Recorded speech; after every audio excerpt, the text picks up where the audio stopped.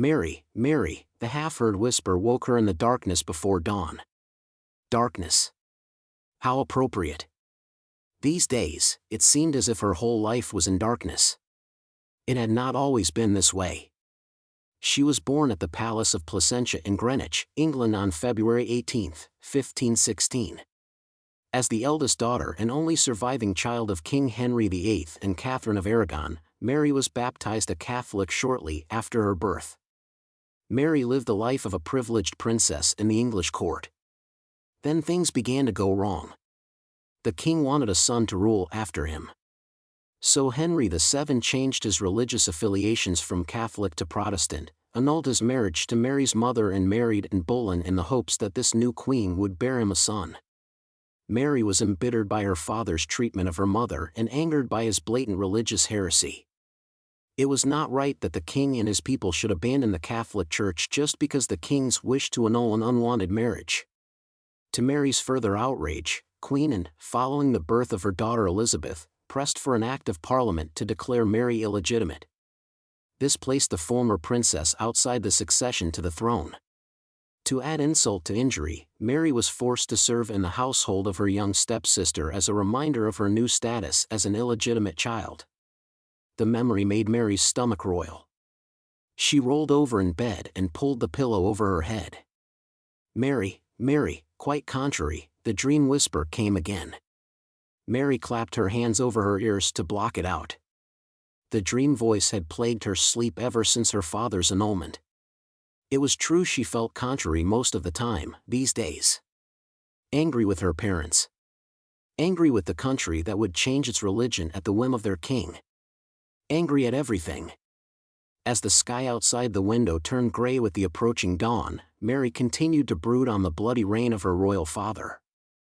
In 1536, Henry had Anne Boleyn beheaded and married his third wife, Jane Seymour, who gave birth to Edward, the long-desired male heir. Jane Seymour insisted that the king make amends with his daughter Mary, and so she re-entered the royal court. But Mary was an outsider now. She was a faithful Catholic and everyone around her was a despised Protestant. "How does your garden grow?" the dream voice murmured soothingly to Mary as the sun rose over the horizon. When her father died, Mary's half-brother, Edward VI, took the throne. He was a consumptive young man, and Mary knew his reign could not last. But Edward was a Protestant and did not want his Catholic half-sister to take the throne. At the contrivance the powerful Duke of Northumberland, Edward had his cousin Lady Jane Grey appointed as the heir to the throne. When Edward died, Lady Jane would be the new Queen of England, and the Duke could control her through his son. Edward fell very ill at the age of 15. Mary was on her way to visit her dying half-brother, when a breathless spy hailed Mary's entourage and told Mary her brother had died and that the Duke of Northumberland had seized control of the Tower of London and its armory. He had posted a double line of armed guards round Greenwich Palace to prevent news of the king's death from becoming known and had ordered out a cavalry troop to capture Mary. So Mary hid from the Duke's troops at Sawston Hall, the home of her loyal subject Sir John Huddleston. She had spent a restless night in four-poster bed the tapestry room of Sawston Hall and now lay brooding over the unfairness of fate in the dim light of morning. Quite contrary, the dream voice murmured again. All at once, Mary heard a shout from the roof. She sat up in bed, alarmed by the cry. A moment later a maid ran into the room to tell her that a band of cavalry were rapidly approaching the house. Mary was disguised as a milkmaid, and hustled out of the house and into the courtyard, from which she rode pillioned behind one of Sir John's grooms while Sir John himself escorted her. When they looked back from the hilltop, they saw the Duke of Northumberland's men setting fire to the house, angry that Mary had escaped their grasp. Mary drew in a proud breath from her perch behind the groom and said to her host and rescuer, "Let it blaze. When I am queen I will build the Huddlestons a better house." She kept her word. Mary wrote a letter laying claim to the English throne and raise an army against Northumberland. As soon as Northumberland was defeated, Mary ordered Sawston Hall rebuilt. She later honored Sir John with a knighthood and appointed him a privy councillor, vice-chamberlain and captain of Her Majesty's bodyguard. Queen at last, Mary gloated when she finally sat alone in front of her palace mirror before bed. For a moment, she saw flames flickering around her head and torso, but it was only a sudden blazing of the wood in the fireplace as a pine bough caught fire. Tomorrow, she would begin repealing those shameful religious edicts put in place by her half-brother Edward VI. She would bring Roman Catholic faith back to England. We need to bring back the old heresy laws. That is what we must do, Mary murmured to herself as she lay down. On the edge of sleep, she thought she heard the dream voice whisper, "How does your garden grow?" Mary's Catholic reforms were not popular among the nobility. This proved to Mary how corrupt her country had become under the Protestant faith. She was determined to secure a Catholic succession, knowing that if she remained childless, the throne would pass to her Protestant half-sister, Elizabeth. At the age of 37, she had no time to waste. To accomplish her goal, she arranged to marry Philip, King of Spain.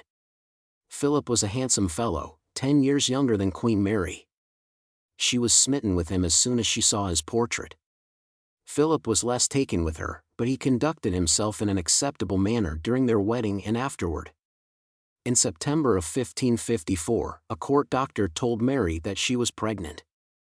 At 38, there was much concern that she would not survive childbirth. The council ruled that, should Mary die in childbirth, the British throne would pass to her child and not to her husband. Realizing that the council would never let him rule England, Philip gave up all pretense of regard for his wife or his unborn child. Mary's heart was broken by her husband's withdrawal. As she awaited her confinement, she turned her attention to something she could control, the punishment of heretics. In February 1555, she had 2 Protestant clergy burned at the stake. That night, she dreamed of the fire at Sawston House. In her dream, she saw the faces of the dead Protestants hovering in the flames and heard a voice whispering, "Mary, Mary, quite contrary. How does your garden grow?" Shortly after Easter, Mary went to Hampton Court for her confinement. On April 30th, a rumor spread that she'd given birth to a healthy son. But when no official word came from Hampton Court, the public realized the rumor was false. May came and went. Queen Mary was still childless. By June, it was apparent the Queen had a false pregnancy, probably brought on by her intense desire to have a child. In her anxiety and confusion, Mary blamed the Protestant heretics for bewitching her so that her long-desired child could not be born. In a bitter twist of fate, her husband Philip left England soon after Mary came out of confinement, and he stayed away from her for 2 years while he fought a war against France. This was the final straw for Mary. In her mind, the Protestants had cost her the succession and her husband. She would make the heretics pay dearly for such interference. There were so many Protestants in England that Mary could not order executions fast enough. Every Protestant she burned at the stake was another win for her poor unborn child and for her dead mother whom the king had divorced. People started calling the Queen Bloody Mary, but she did not care. She had to wipe the Protestant scourge from the face of England. And then her husband Philip returned in 1557. Hope blazed in Mary's heart. She had another chance at redemption. Surely this time she would bear him a son. It was true that he had only returned because he needed England's help in his war with France. And she knew that he had brought a mistress with him. But Mary didn't care. Only the conception of a Catholic heir was important now. Mary ignored the mistress and attempted to reconcile with her husband and win his war for him. She failed in both regards. Philip lost his war and left Mary for good this time. Still, Mary fooled herself into thinking she was pregnant again. When 9 months passed and no child came, Mary sank into despair. Late in the fall of 1558, an extremely ill Queen Mary lay brooding on her bed, watching the flames from the fireplace flicker in the mirror. Thoughts whirled through her feverish mind. Her Roman Catholic beliefs had lost her the support of the nobles and most of her countrymen. In her childless state and the edicts of the council had lost Mary her husband. Now some court wag, if she knew who she would have him beheaded, had invented a nursery rhyme aimed at her. As she gazed unseeing into her mirror, Mary heard the dream voice that had plagued her most of her adult life, chanting the words to the nursery rhyme, "Mary, Mary, quite contrary, how does your garden grow? With silver bells and cockle shells and pretty maids all in a row." Such an innocent-sounding rhyme. But the garden and the rhyme actually referred to the number of Protestants she had sent to the graveyard. The silver bells and cockleshells were torture devices. And the pretty maids in a row were guillotines. How dare the nobles mock her? How dare they? Mary felt death tiptoeing nearer. And there was no child. No one to prevent her Protestant half-sister from taking the throne. Mary felt a tear roll down her cheek and drop to the pillow beneath her aching, heavy head. On the edge of sleep, Mary thought she heard the dream voice crooning, "Mary, Mary, quite contrary. How does your garden grow?" She closed her eyes and felt her soul dropping away from her weary body in death. "Mary, Mary, quite contrary." The dream voice spoke sharply. Bloody Mary snapped awake, feeling lighter than she had in many years. She frowned, puzzled by what her eyes beheld. She saw a back-to-front picture of her bedchamber, as if she were looking at it through a mirror. Standing in front of the mirror was her half-sister Elizabeth, wearing an elaborate coronation gown. Ladies-in-waiting fluttered about Elizabeth, making last-minute adjustments to her apparel. Mary was furious. How dare her Protestant half-sister flaunt herself in a coronation gown as if she were the queen?